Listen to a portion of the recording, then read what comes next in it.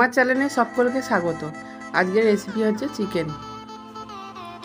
পেঁয়াজ কুটে নিয়েছি, আদা রসুন সব রেডি করে নিয়েছি, আর আদা রসুনটা বেটে নেবো।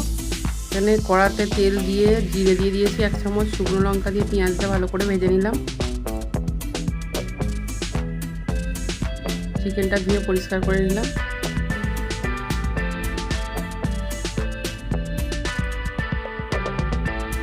আমার ভিডিও দেখে যদি ভালো লাগে একটা লাইক দেবেন আর চ্যানেলটা সাবস্ক্রাইব করে দেবেন। আদা রসুনটা একসঙ্গে পেস্ট করে নিয়েছি, আর আদা রসুন পেস্টটা দিয়ে দিলাম লঙ্কার গুঁড়ো, হলুদ গুঁড়ো, চিকেন মশলা, পরিমাণ মতো লবণ, আর কিষান সস দিয়ে দিয়েছি। টমেটো দেওয়ার থেকে কিষান সস দিলে টেস্টটা ভালো হয়। দিয়ে সব মশলাটা ভালো করে কষিয়ে নিয়েছি।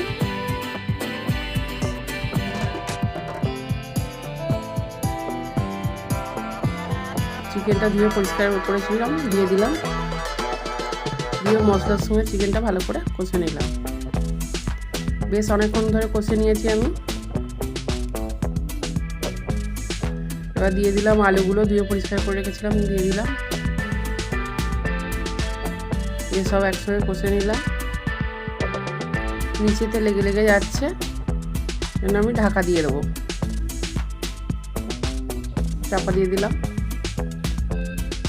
খুলে নেওয়ার পর কতটা তেল বেরিয়েছে ভালো করে আরও কষিয়ে নেবো। দিয়ে দিলাম পরিমাণ মতো জল, ভালো করে নেড়ে নিলাম, নিয়ে আবার ঢাকা দিয়ে দিলাম। Oh my god! সেদ্ধ হয়ে গেছে। এবার দিয়ে দিলাম গরম মশলা। আমার recipe ready. Thank you watching this video. Wow!